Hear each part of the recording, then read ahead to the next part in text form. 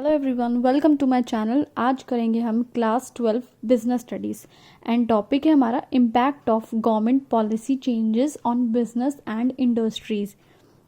Guys, इस channel में हम जितनी भी वीडियोस करेंगे वो सभी एनसीईआरटी की बुक्स में से करेंगे।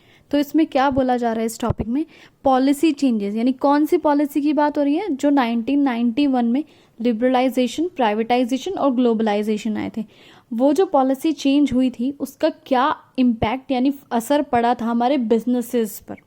सो ये जो तीनों पॉलिसीज आई थी, लिबरलाइजेशन, प्राइवेटाइजेशन एंड ग्लोबलाइजेशन, इनका बहुत ज़्यादा इम्पैक्ट पड़ा था हमारे बिजनेस पे, कंपनीज पे।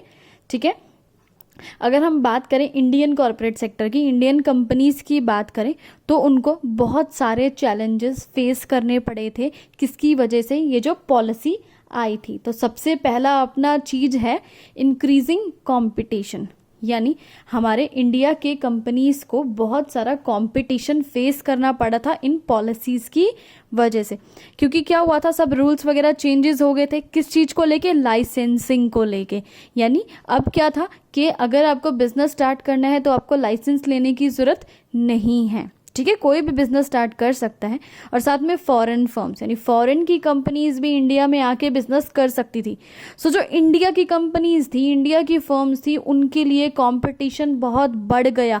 क्यों? क्योंकि अब उनको इंडिया के लोगों से ही नहीं फाइट करना है, उनको compete करना है इंडियन कंपनीज से भी और साथ में फॉरेन कंपनीज से भी। नेक्स्ट पॉइंट करते हैं। नेक्स्ट पॉइंट है आपका मोर डिमांडिंग कस्टमर्स। आजकल कस्टमर्स क्या हो गए, बहुत ज़्यादा डिमांडिंग हो गए, अलग अलग टाइप की डिमांड करते हैं।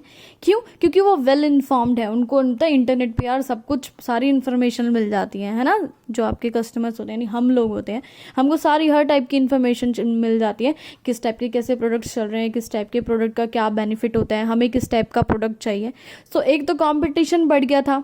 ठीक है, और उस कंपटीशन की वजह से क्या हो रहा था, जो आपके दुकानदार थे या बिजनेसमैन थे, वो अलग अलग चीज बना बना कर ला रहे थे।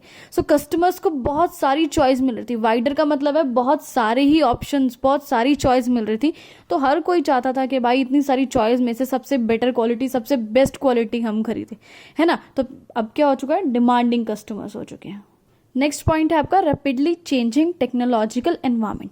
सबको पता है आजकल टेक्नोलॉजिकल एनवायरनमेंट बहुत चेंज हो रहा है। आप अपने फ़ोन को देख लो, लैपटॉप को देख लो, कितनी जल्दी जल्दी टेक्नोलॉजी चेंज होती है, अपडेट आते हैं ना। पहले सिर्फ क्या होता था, सिंपल कीपैड वाले फ़ोन होते थे, अब टच स्क्रीन फ़ोन आ गए हैं। पहले ब्लैक एंड वाइट टीवी होते थे, अब कलर टीवी आ चुके हैं। कितना ज़्यादा चेंजेस हो रहा है। तो ये जो कंपटीशन बढ़ रहा है, इसकी वजह से फर्म्स को क्या करना पड़ रहा है, कंपनीज को अपने आप को सर्वाइव करने के लिए, ग्रो करने के लिए, भाई टिके रहने के लिए कंपटीशन में नई टेक्नोलॉजी लानी ही पड़ती है। ठीक है, अगर वो कुछ नया नहीं लाएंगे, वही बासी प्रोड्यूस करे जाएंगे। जैसे कि मैं अगर टीवी बना रही हूँ और ब्लैक एंड वाइट टीवी बनाए जाऊँ, अपनी टेक्नोलॉजी को एलसीडी एलईडी टीवी वगैरह ना बनाऊँ, तो क्या हो, मेरा तो बिजनेस बिल्कुल ही ठप हो जाएगा, है ना। तो न्यू टेक्नोलॉजी लानी बहुत ज़रूरी है हमें, ताकि हम अपने मशीन को, अपने प्रोसेस को, अपने प्रोडक्ट्स को, इन सब चीज़ों को इम्प्रूव कर सकें। बट इसका एक नेगेटिव इफेक्ट क्या था कि जो स्मॉल फर्म्स थी, छोटे छोटे फर्म्स थी, उनके लिए बहुत दिक्कत हो जाती थी एकदम से टेक्नोलॉजी में चेंज लाना। नेक्स्ट पॉइंट, नेक्स्ट है नेसेसिटी फॉर चेंज, यानी अब अपने बिजनेस में चेंज लाना एक नेसेसिटी, एक बहुत बड़ी ज़रूरत बन चुकी थी। अगर हम प्री 1991 यानी 1991 से पहले की बात करें, तो फर्म जो है स्टेबल पॉलिसीज से काम चला सकती थी। स्टेबल यानी पॉलिसीज को चेंज ना करना, स्टेबल एक जैसे ही रहना, क्योंकि तब कुछ चेंजेस ही होने होते, कोई कंपटीशन ही नहीं था। लेकिन 1991 के बाद क्या हुआ, बहुत सारे फोर्सेस, मार्केट फोर्सेस, लिखा है टर्बुलेंट, यानी बहुत सारे मार्केट फोर्सेस चेंज होने लगे। जैसे कि टेक्नोलॉजिकल एनवायरनमेंट चेंज होने लगा, इकोनॉमिक एनवायरनमेंट चेंज होने लगा। तो इन चेंजेस की वजह से क्या होता था, जो एंटरप्राइजेज यानी जो फर्म्स होती थी, उनको भी अपने ऑपरेशंस को चेंज करना पड़ता था। ऑपरेशन यानी जो काम कर रहे हैं उस तरीके को बदलना पड़ता था, वरना सबसे पीछे रह जाएंगे वो तो। नेक्स्ट पॉइंट है आपका need for developing human resource. से आपका मतलब है जो आपके ह्यूमंस होते हैं, एम्प्लॉयज होते हैं। सो पहले अगर इंडियन एंटरप्राइजेज या फर्म्स की बात की जाए तो क्या था, इनएडिक्वेटली ट्रेन्ड पर्सनल, यानी जितने भी एम्प्लॉयज होते थे वो अच्छे से ट्रेंड नहीं होते थे। कंपटीशन तो है नहीं, अपने जो बनाया वही बिक गया।